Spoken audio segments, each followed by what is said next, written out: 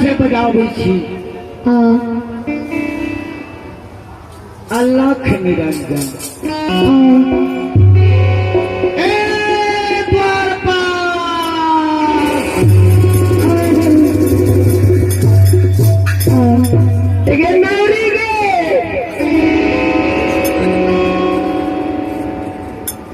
नौरी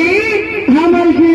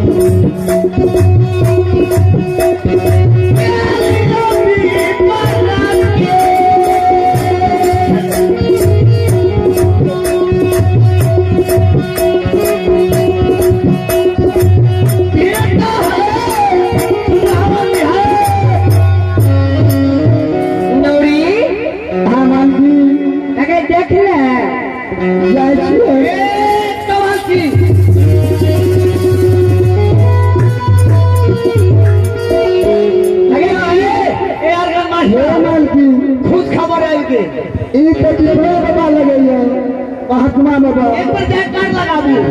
चलो शक्ति माता अपने के सरस्वती से बेसी मतलब है ये सब दिवरा के भीड़ सब आदमी नारा लगाओ चार है करे ले चलो शक्ति माता शक्ति माता घर पर आती है घर पर आती है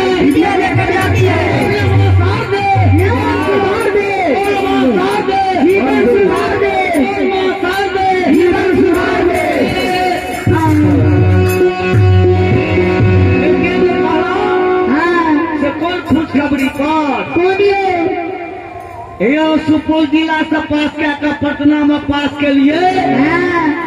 दिन अपना नगर निवासी के खुशी मन नहीं रहे आइ देखियो कते खुशी मन छे मेला कमेटी की ओर से 201 रुपया के दान मिलल देखियो मेला कमेटी से कहे छे माता सरस्वती सुपौल जिला पास क्या पटना से पास क्या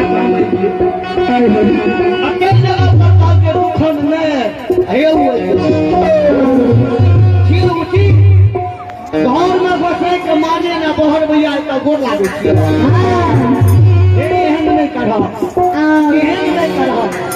और जल दुखन के निभाव